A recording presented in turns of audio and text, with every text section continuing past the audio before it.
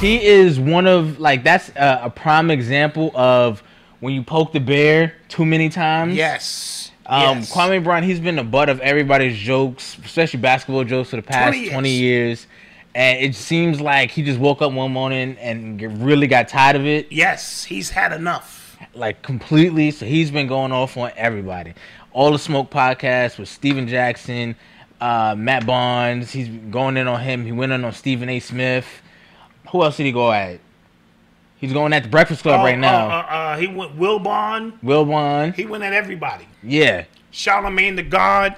He called DJ Envy a whole bunch of names. So you know what's crazy? Because somebody sent me a video of what Charlamagne said about him, and Charlamagne said, "Yo, you better leave him alone because." And then this way it went underhand. He went underhand. Yeah. He started talking about like a lot of his personal information, and granted, it might be public information, like you can look up. But it wasn't common knowledge. You feel what I'm saying? Yes. So when he started like unloading that, because I guess they're from the same town or something. Yeah, close by. Yep. He said he went to school with his sister, and I think that he knew his brother. So he just started unloading all this personal stuff. I'm like, yo, he's not gonna like that. But see, but that's the way they do it.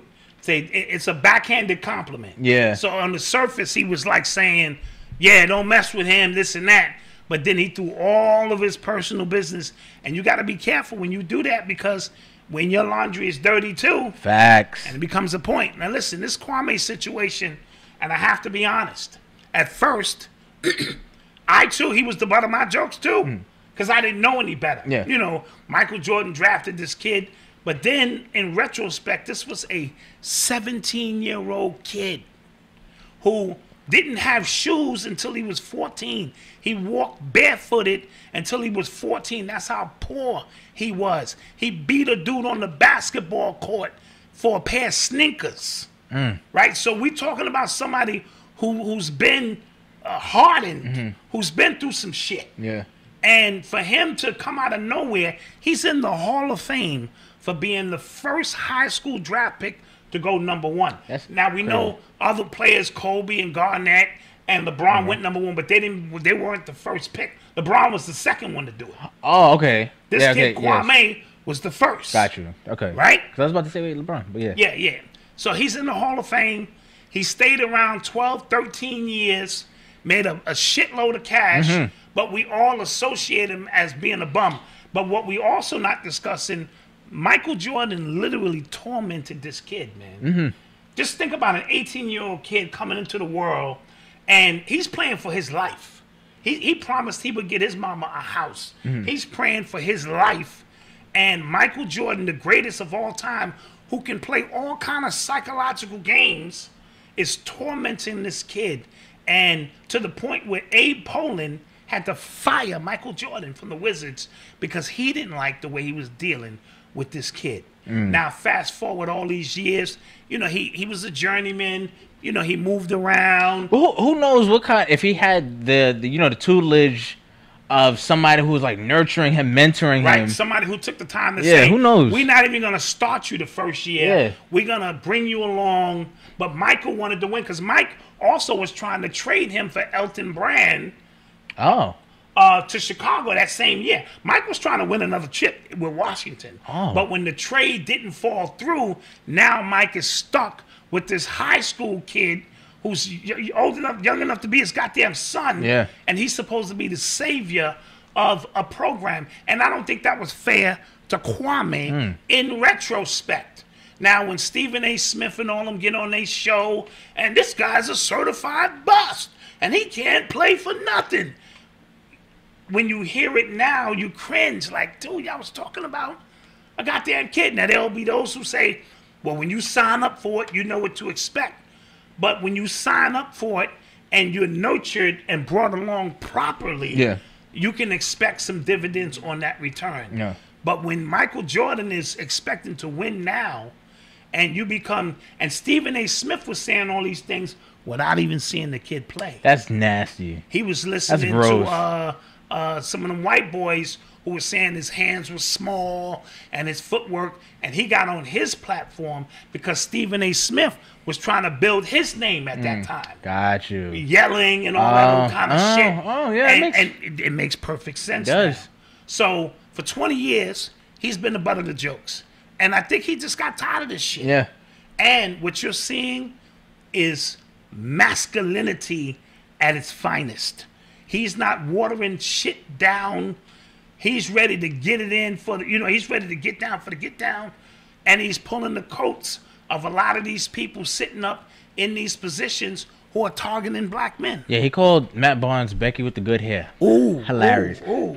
Hilarious. That was hilarious. Also, but we have to, we have to mention it. He is doing a lot.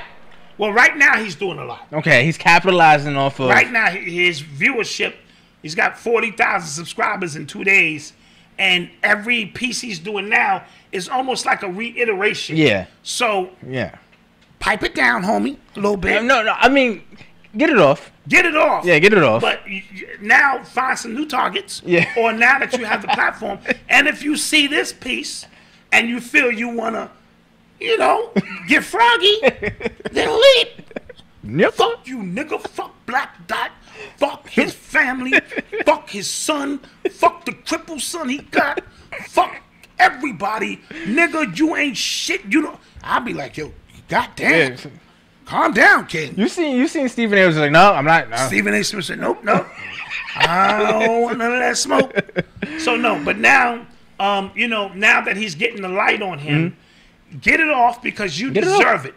But switch up the program because I don't watch 7 clips and you regurgitating the same shit now. That's So I understand you may be hurt out of all you went through, but I'm proud of you, King. Yeah. I am, now that I understand in great detail your story, your struggle, your plight, and even the one Charlemagne was talking about, his sister, he said he never even met that sister.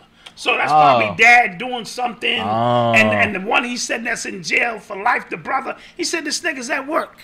So Charlemagne, and then he went on Charlemagne with those rape charges. Yeah, you know what's crazy? It always takes one person who's like not in the media to kind of like re-emerge those kind of stories. Yes. So, yeah.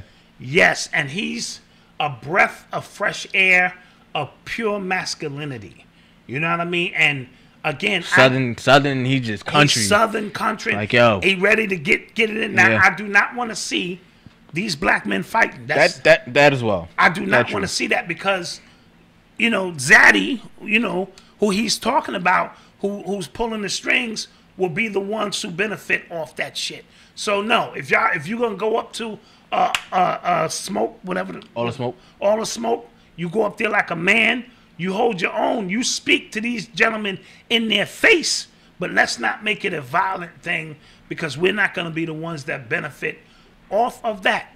But in this day and time, when we're talking about truth, look who shows up. Yeah. They kept poking the bear. Yeah. He probably was nigga stand up shit, this, that. Everybody in you know what I'm saying? In the basketball realm, he was a bust. He lasted 13 seasons. Yeah, he made like $70 million? Yeah, like $70 million or some shit. And if that's a bust, sign me up. In the average, how long is the average NBA career? 4 years. Exactly. The average NBA. Come on. He did well. And he bought his mama a house at 18 years old.